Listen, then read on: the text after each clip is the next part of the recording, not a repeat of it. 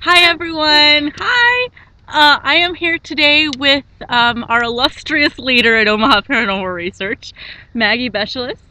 And we are here actually in a beautiful park, or, yeah, trees, um, to talk a little bit about some things that kind of bug us when it comes to investigation. One of the biggest topics is provocation. Yes, definitely. I think that it's not always necessary to provoke because you got to think that spirits were humans too at one point, and you don't like being yelled at and cursed at. So why do you think that they would? I think that you can get more evidence with being nice and respectful than with yelling at them and cursing at them. What do you think? Oh, I watch certain shows, and I'm gonna be specific here. Ghost Adventures. um, they have their entertainment value, but to be honest, in reality, the theatrical provocation is not at all, even viable in actual paranormal investigation because, um, most groups that I know of who are sticklers on this do something similar to what we do and leave it up to the team their lead investigators or directors to make sure that if somebody does want to provoke, that they have not only permission but that it's situation appropriate. For example, if you have an entity that has been harming a child, scaring a child, things like that, or hurting people, in that kind of case, I can see where it can be a little useful because perhaps the negative spirits might not be so nice to you if you're not, a little bit aggressive with them. But for the most part, I don't really see much of a use for provocation. No, I don't either. Yep. And let's see, what else do we have? Because that's a pretty, we have a pretty potent point about that, considering. And Steffi agrees off camera. But another thing that I was thinking of is when it comes to EVP work, Right. and kind of notice you might have a little bit of a murmur going on in the background. You have to be careful with your surroundings. The location we just recently did, the acoustics were pretty crazy because it's metal inside, and also because of just the sheer space. It's just pretty big, and you can hear people talking or even whispering on the first floor from the fourth. Right. It's crazy like that. And you have to be careful with things like that. You have to mark it. Yep. Document Definitely it. have to mark everything you hear, like planes, cop cars, anything. Even if you bump into a table or something. Cough. Always mark it. Because the fact is that even if you're marking and you have, your whatever noise you just made, I had one instance once a long time ago. I don't know if I've told you this story, where I'd been drinking pop all night and I belched really loud, and I'm the one who had the audio on me. And I said that was me, and I said right, right after I recovered my breath, that was me, to the audio. But when we listened back to the playback, oh boy, there was the big long belch, and then there was this low voice that said that something along the lines of "excuse you."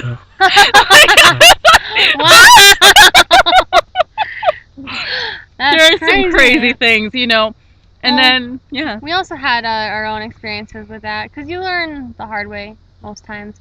That we were on a private investigation, and we happened to have our Hi8 video camera with us and our analog audio recorder. And when we went over it, it sounded like someone had thrown a large metal trash can at the wall and made a loud noise. And so for a while there, we thought that we got something, and then I realized that we had the Hi8 video camera running at the same time, and it turns out that it was one of our investigators sneezing and didn't mark it. Wow. Yeah.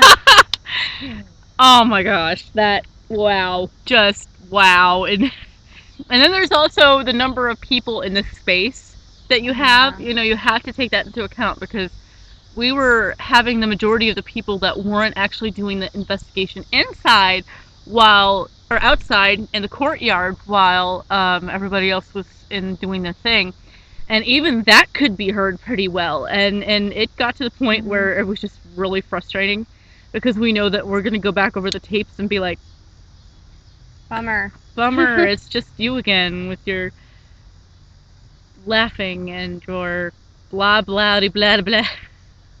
Yeah, I mean, it happens even outside. You can hear people. So I mean, There are it locations works. like that. But, You know, I think about probably 90% of the time the locations aren't that bad for acoustics, but Right. and also, you know, since we were talking about private investigations, that's another thing. We had, you know, just a mix up. People not realizing that private investigation does not mean it's just for certain members. Right. It means it's Private a residential. And we, you know, it's that's why we do, you know, we say that because we're not disclosing where we're going, and you know, it doesn't mean that we're excluding everybody else. No, we try to get as many people in to an investigation as we possibly can. Because we can't always have the amount of people we had Right. last night. We had what, 9 Yeah, last 9. night, and I don't think that, you know, it's fair to assume. Yeah. On private residences, usually it's anywhere from 3 to 5, if that. It Right. just depends on where the location is. And you got to be careful too, but not just to you know, when it comes to a residential, not just to respect their wishes about people being there, but make sure that the people that are there are somewhere else. You know. Right. And in one case, it was a really small apartment, and you know, there were how many people there besides the 4 of us investigators? It was 5 or 6 people. And yeah, and that makes for not only will things not really manifest, but Right. it makes for a lot of tainted evidence that we can just throw away right then, you know. Yeah. Not even bother. That's annoying. Yeah, really. Really annoying. But let's see.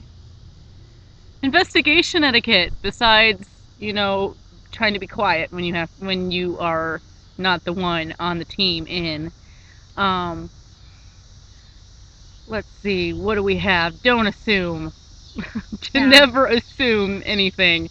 Also, Always never be afraid to ask questions. Private residence investigations are very different from like business investigations. They have a whole different feel to them. You're actually going in there to try to help someone with their claims, and you know, that's a big responsibility for some to take on. You know, and often the team will be a lot smaller.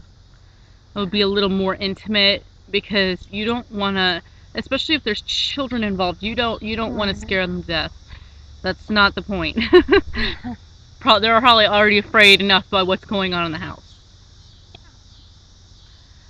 Other than that, the only thing I can think about to do for this one, we should do these more often. Yes, we should. We should definitely do these more often. I wish we'd had that idea before. Probably should do it with some other people too. Definitely. Yep. Yeah, mostly in the I think in the future we're probably going to cover, you know, other investigation topics, maybe about equipment, maybe about, you know, other kinds of things that we notice that are necessary to. I think I've done too many rants about orbs to even bother with that one. Right. In fact, my last video that I uploaded was orbs. They're bunk, about 99% of the time. You have that very rare, you know, self-contained globule, but that's about it. Yeah. But I'd like to thank Maggie for hanging out with me today, and Steffi over there, who is not on cam because she does not want to be on cam. You can say hi if you want. But we will do more of these collabs in the future, and you should expect more. And you might want to be afraid because sometimes we get a little weird. Yeah. We do. Yep. Yeah. Thanks for watching. Yep, this is Maggie and Allie and Steph for Omaha Paranormal Resource. God damn it, I got it again. Research. I know, it was just I'm tired, We're dang it. high on caffeine. Yes. But that's it. Steffi, Maggie, and Allie for Omaha Paranormal Research. Bye! And Allie for the average sensitive. Bye!